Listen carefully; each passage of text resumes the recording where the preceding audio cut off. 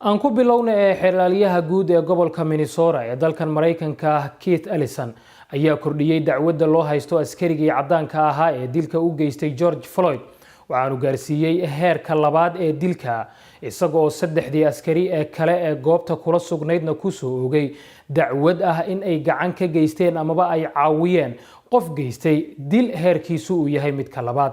haddaba wariyaheena gobolka Minnesota Maxamuud Mascade oo hadda ku sugan meel u dhow halkii uu ku dhintay George Floyd ayaa inoo haya faahfaahinta arrintaas la xiriirta Mascade haye aad baad u mahadsan tahay Jacfar Kuukay halkan aan ku suganahay waa goobtii ciidanka booliiska ee magaalada Minneapolis ay ku dileen George Floyd oo ah wiil madow waxa xusid mudan in banaanbaxyadu wali halkan ay ka socdaan laakiin xilligan aan kula hadlayo jawiga goobtu aad ayuu uga duwan yahay maalmihii hore sidii ahaa oo sida aad la socotay gobolka Minnesota banaanbaxyo xoogan ayaa ka soconayay oo lagu dalbanayay in saddexdii kale ee askari la soo xiro goor dhaweyd xeerlaaliyaha gobolka Minnesota Keith Ellison oo warbaahinta la hadlay ayaa waxa uu sheegay in Derek Chauvin oo isagu ahaa ninkii luqunta jilib kaga hayay George Floyd markii uu nafbaxayay in eedihii lagu soo oodeeyay oo ahayd darajada heerka saddexaad dacwadaheeda oo dil marka aan ula kac ahayn laakiin laga baaqsan karay in haatan loo gudbiyay oo loo dalacsiiyay darajada heerka labaad oo ah dil ula kaca marka sidoo kale xeerlaaliyuhu waxa uu sheegay in saddexdii kale ee askari iyagana lagu eedeeyay in ay ku lug lahaayeen dhimashada George Floyd marka go'aankan ka soo baxay xeerlaalinta waxa xusid mudan in dadka halkan jooga ay jawigooda aad u badashay markaasina ay soo dhaweysay dadka banaanbaxyada ay ka qayb qaadanaya waxa kamid ah dhalinyaro Soomaaliyeed oo iyagu tan iyo markii ay banaanbaxyadani bilowdeen dadkii banaanbaxa ka qayb galay kamid ah haatana waxa igu soo biiray Cabdiraxmaan Mukhtaar oo kamid ah dhalinyarada Soomaalida iyagu maalmahan ka qayb qaadanayay banaanbaxyadan sida aad u jeedaan funaanada uu watana ay ku qoran yihiin hadaladii ugu dambeeyay George Floyd ee ahaa ma neefsan karayo Cabdiraxmaan bal markii ugu horeysa waxaad iga warantaa sideed u aragtaan go'aankii ka soo baxay xeerlaaliyaha gobolka Minnesota Keith Ellison ee maanta maxamuudow muddo hadda 10 cishaab ah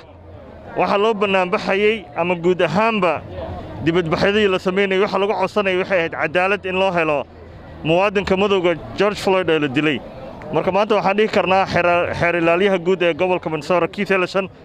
go'aanka uu soo saaray dacwadda cusub uu ku soo oogay askartii iyagu geystay dilkan inay tahay talaabo horumar ah maadaama uu kordhiyay dacwaddii hore lagu soo oogay ninkii lagu soo eedeeyay dilka maartay George Floyd saddexdii askari ee kale ee la codsanay in la soo xirana mid kamid la soo xiro labadii kalena in la soo xiro qorshuhu yahay waa wax la dhihi karo waa waxyaabaha aan codsanaynay ee loo mudaharaadayay ee banaanbaxyada u baxeen waa talaabo wanaagsan haddii aan ku weydiiyo marka banaanbaxyada hadda sida aad u jeedo hareeraheena ka socdaan gadaasheena waxa ku dhagan George Floyd sawirkiisa oo dabcan halkaasi meeshii lagu dilay marka bal waxaad ii sharaxdaa go'aanka xeerlaaliyaha iyo dalabka askarta kale la soo xiray iyo askarigan kale isna la kordhiyay darajada heerka dilka maxay ka bedelaysaa banaanbaxyadii ma joogsan doonaan mase weli way sii socon doonaan xamuudow banaanbaxyadan hore Soomaalidu waxa ku mahmaaheen deriga maxaa kuleel ka keena waa dabka muddo badan waxa socday dil joogto ah oo aan waxba laga qabanaynin inta baaritaan la sameeyo askartii aan la soo xireynin ama cadaalad dhab aan la sameynaynin marka dacwaddan cusub ee la soo oogay waa talaabo wanaagsan laakiin ilaa si dhab ah dadka madowga gaar ahaan magaalada Minneapolis ciidanka booliiska dhibaatada iyo cunsurinimada ay ku hayaan ilaa si dhab ah loo joojiyo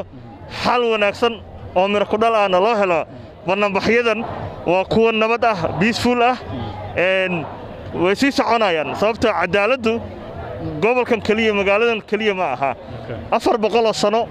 ayaa dadka madowga muwaadiniinta madowga waddankan u dhashay cadaalad darro lagu hayay marka way sii soconayaan banaanbaxyada iyagoo marba heer galaya hadda dacwaddu waxay ahayd dadkii dilka geystay in dacwad lagu soo ogo lana soo xiro waxa loo gudbi doonaa maartay hadda talaabadii labaad watahay cabdiraxmaan adiga iyo Soomaali aad u fara badan banaanbaxyada si nabada oo wanaagsan bay uga qayb qaadanayeen laakiin sidoo kale muuqaalo baraha bulshada lagu baahiyay meel kale laga arkayna waxay muujinayeen qaar kamida dadka Soomaalida oo iyaguna bilaqadii ka qayb qaadanaya burburkana lukule qof dhalinyarada la shaqeeya tahay mudana la shaqeynayay arintaasi maxaad ka leedahay maxamuud waa run way wadanka Mareykanka oo dhan guud ahaan gaar ahaan baraha bulshada waxa la dhex maraya dad badan oo Soomaalidu ka mid yihiin oo wax bilaqaysanaya ama muuqaalo sawir iyo maartay leh maartay muuqaal ahba video dad wax bilaqaysanaya wax maanta ku dhex jira laakiin waxa ka badan inta wanaaga sameynaysa sida amnigu ku jira nabadda ku jirto safka hore ugu jira marka dadka bini'aadanka shantaas farad ma sinna laakiin bulshada Soomaaliyeed waxa badan inta wanaaga iyo mudaharaad iyo banaanbaxyo wanaagsan safka hore ugu jira waa tahay aad baa mahadsan tahay daawadayaal kaasi waxa uu ahaa Cabdiraxmaan Mukhtaar oo ii waramay Jacfar sida aad u jeedo Soomaaliduna banaanbaxyada sidaas ay uga qayb qaadanayaan go'aanka xeeraalayaha ka soo baxay maanta saddexdii kale ee askari la yiri ha lagu soo xiro dabcan waxa uu ka bedeli doono jawiga iyo guud ahaanba sida xaaladdu ay tahay waa wax la ogaan doono maalmaha soo socda aad baad u mahadsan tahay Maxamuud daawadayaalkaasi waxa uu ahaa wariyaheena gobolka Minnesota Maxamuud Mascade oo inala hadlayay isagoo ku sugan meel aan ka fogeyn halkii uu ku geeriyooday George Floyd